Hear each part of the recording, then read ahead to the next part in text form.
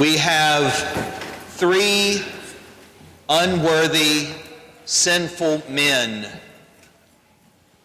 Isaiah, we hear from, who is given a vision with the angels, and in the presence of the holy, he says, I am a man of unclean lips.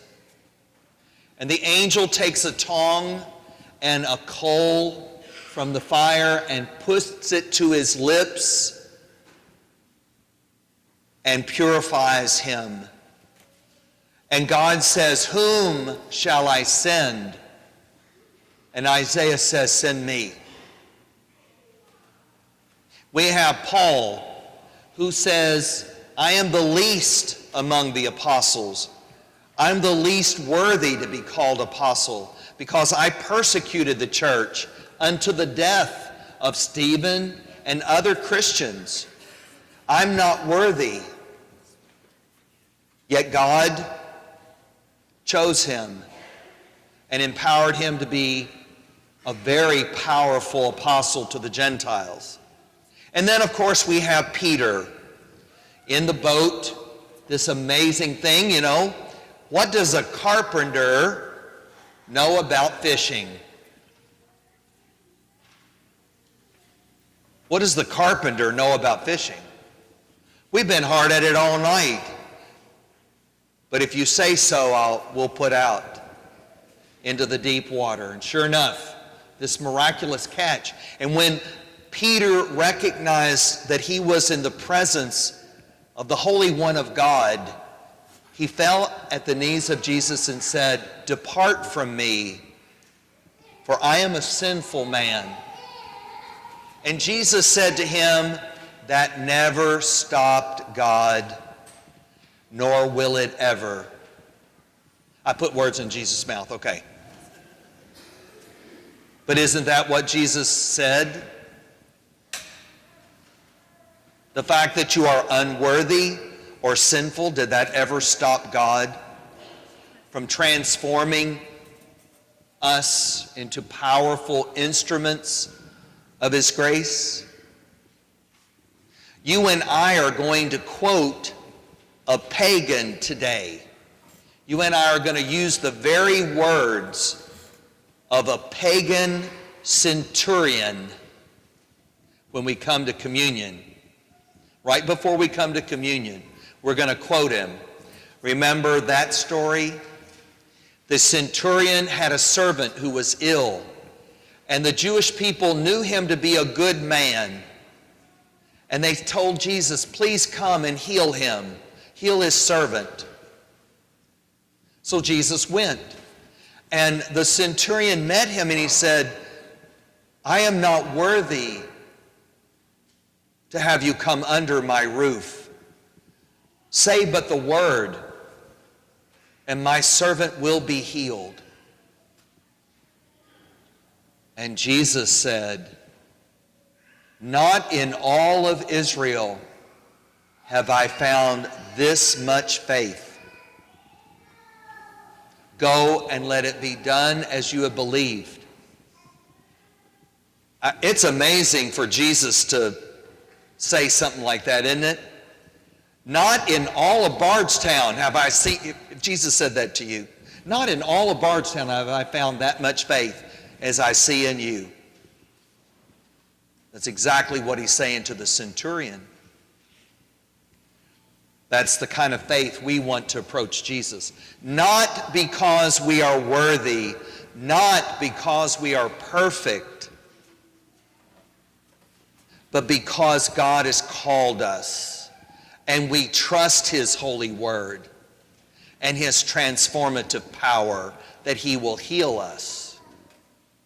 Because you know God can't find any perfect people to serve him and to carry forth the gospel. All of us who are baptized are called by God. All of us are called by God to proclaim the gospel. And how do we do it? Word and deed. Word and deed. word and deed. What words can we use? I'm praying for you. Have you ever heard someone say that? Have you ever said that to anybody? I'll pray for you. I'll pray for your healing. I'll pray for your aunt, your grandmother, your job. I'll pray for you. That proclaims and witnesses to the power of Christ and the kingdom of God, doesn't it? It's a blessing. God bless you. At you, God bless you. That's better than a curse, isn't it? Like, get far away from me. Stop breathing on me. That's not as much of a blessing, is it? God bless you. I'm praying for you. God is always with us. We're never alone. That's good news, isn't it? That's proclaiming in word. But words are not enough, are they? We need actions too. Actions are important too. Hopefully those two things go together. Look at those dresses and those shorts.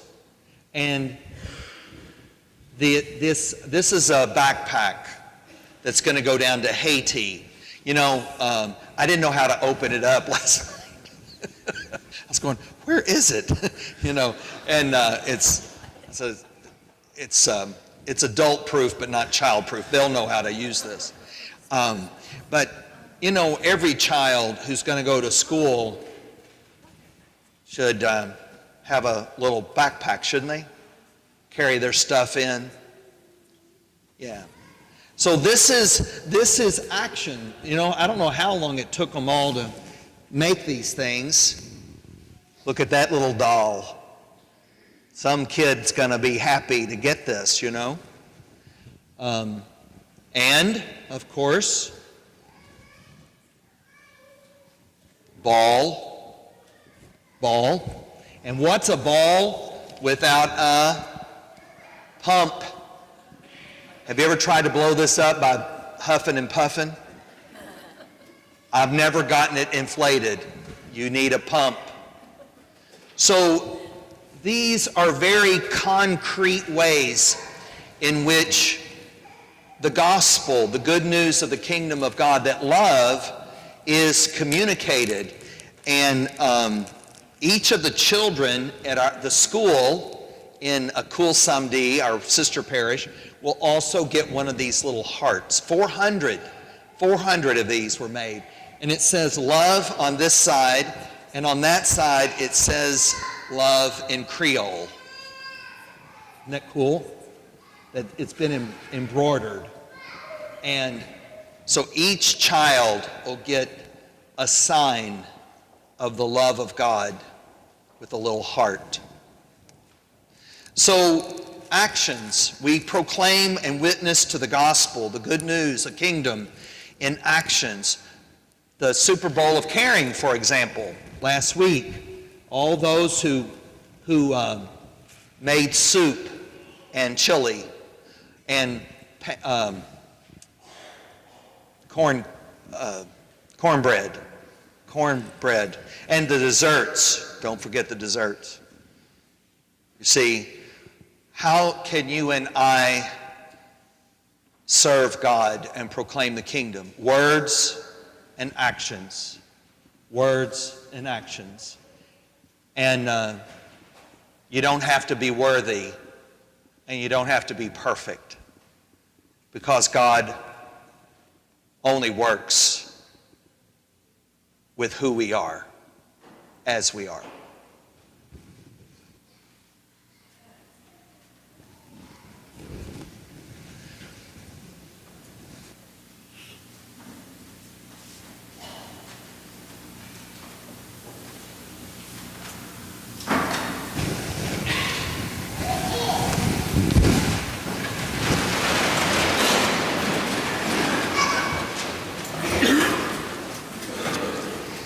Let's profess our faith in God. I believe in one God, the Father Almighty, maker of heaven and earth, of all things visible.